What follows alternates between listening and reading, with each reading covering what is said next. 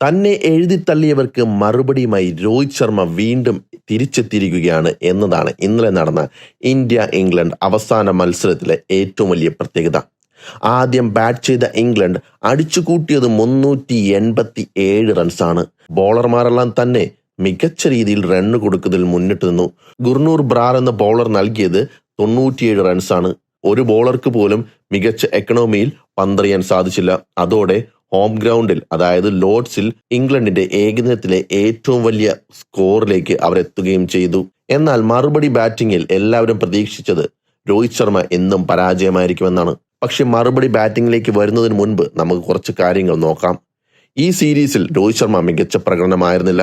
ഇതിനു മുൻപ് നടന്ന സീരീസിൽ അദ്ദേഹം മികച്ച പ്രകടനം നടത്തിയെങ്കിലും അതൊന്നും നോക്കാതെ ഈ സീരീസിലെ 2 മത്സരത്തിലെ പ്രകടനം വെച്ച് അദ്ദേഹത്തെ ടീമിൽ നിന്ന് പുറത്താക്കണം, അദ്ദേഹത്തിന് പ്രായമായി, ലോകകപ്പ് പ്ലാനിൽ അദ്ദേഹമില്ല എന്ന അഭ്യൂഹങ്ങൾ എല്ലായിടത്തും മുഴങ്ങിക്കേൾക്കാൻ തുടങ്ങി.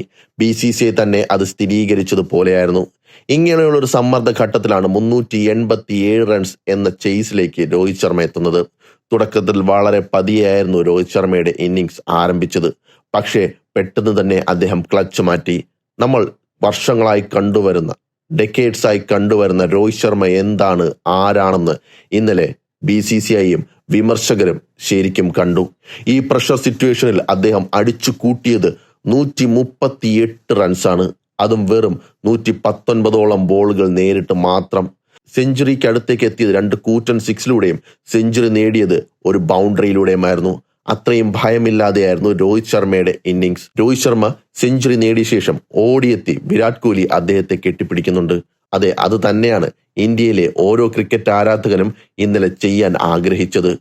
ഓടിയെത്തി രോഹിത് ശർമ്മയെ കെട്ടിപ്പിടിച്ച് പറയുക, യു ആർ നോട്ട് ഫിനിഷ്ഡ്. അത് തന്നെയായിരിക്കും വിരാട് കോഹ്ലിയും പറഞ്ഞത്. 138 റൺസ് നേടി പുറത്താകുമ്പോൾ പിന്നിൽ നിന്ന് ആവേശത്തോടെ കൈയടിക്കുന്നുണ്ടായിരുന്നു വിരാട് കോഹ്ലി. ലോർഡ്സ് സ്റ്റേഡിയം മൊത്തം എഴുന്നേറ്റ് നിന്ന് അദ്ദേഹത്തെ കൈയടിച്ച് അദ്ദേഹത്തിന്റെ ഇന്നിങ്സിനെ റെസ്പെക്ട് ചെയ്തു. ഒരു ഇന്ത്യക്കാരൻ ലോർഡ്സ് ഗ്രൗണ്ടിൽ നേടുന്ന ആദ്യ ഏകദിന സെഞ്ചുറിയാണ് ആ 39-ാം വയസ്സിൽ രോഹിത് ശർമ്മ നേടിയത്. എപ്പോഴാണ് അദ്ദേഹത്തെ ടീമിൽ നിന്ന് പുറത്താക്കണമെന്ന മുറവിളികൾ മുഴങ്ങിക്കൊണ്ടിരിക്കുന്ന സമയത്ത് ആ പ്രഷർ സിറ്റുവേഷനിൽ രോഹിത് ശർമ്മ നേടിയിരിക്കുകയാണ് ലോർഡ്സിലെ ഒരു ഇന്ത്യക്കാരന്റെ ഏകദിനത്തിലെ ആദ്യ സെഞ്ചുറി. അത് ഒരു സ്റ്റേറ്റ്മെന്റ് ആണ്. BCCIയുടെയും സെലക്ടർമാരുടെ മുഖത്തേക്ക് അടിക്കുന്ന ഒരു സ്റ്റേറ്റ്മെന്റ്. അത് തന്നെയാണ് രോഹിത് ശർമ്മ ഇന്നലെ അവിടെ നിറവേറ്റുകയും ചെയ്തത്. എല്ലാവരും പറയാറുണ്ട് രോഹിത് ശർമ്മയെ ഒരിക്കലും എഴുതി തള്ളരുത് എന്ന്. അത് എന്തുകൊണ്ടാണെന്ന് വീണ്ടും ഒരിക്കൽ കൂടി അദ്ദേഹം ഇന്നലെ തെളിയിച്ചിരിക്കുകയാണ്. അതെ, ഇത് രോഹിത് ശർമ്മയാണ്, ഇത് ഹിറ്റ്മാൻ ആണ്. നിങ്ങൾ എപ്പോഴെല്ലാം അദ്ദേഹത്തെ എഴുതിത്തള്ളാൻ ശ്രമിക്കുന്നുവോ അപ്പോഴെല്ലാം ശക്തമായി അദ്ദേഹം തിരിച്ചു വരും.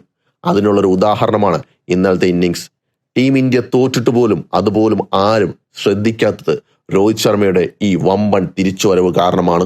ടീമിൽ പോലും ഇന്നലെ നന്നായി ബാറ്റ് ചെയ്തത് രോഹിത് ശർമ്മയും ഗില്ലും പിന്നെ വിരാട് കോഹ്ലിയും മാത്രമാണ്. ബാക്കിയുള്ള ബാറ്റർമാരെല്ലാം പരാജയമായി മാറി. അതുകൊണ്ടാണ് വെറും 27 റൺസിന് ഇന്ത്യ തോറ്റത്. ഒരുപക്ഷെ മറ്റു ബാറ്റർമാർ കൂടി മികച്ച പിന്തുണ നൽകിയിരുന്നെങ്കിൽ ഇന്ത്യ ഒരു റെക്കോർഡ് ചേസ് തന്നെ നടത്തിയേനെ. ഇങ്ങനെ സ്ഥിരതയില്ലാത്ത ബാറ്റർമാരുമായാണ് ഇന്ത്യ 2027 ലോകകപ്പിന് പോകുന്നത്. അതും രോഹിത് ശർമ്മയും വിരാട് കോഹ്ലിയും ഒഴിവാക്കാനുള്ള മുറവിളികൾക്കൊപ്പം. എന്നാൽ ഇവർ രണ്ടുപേരും പോയാൽ എന്താകും ടീം ഇന്ത്യയുടെ ഏകദിന ഭാവി എന്ന് വീണ്ടും ആലോചിക്കേണ്ടിയിരിക്കുന്നു.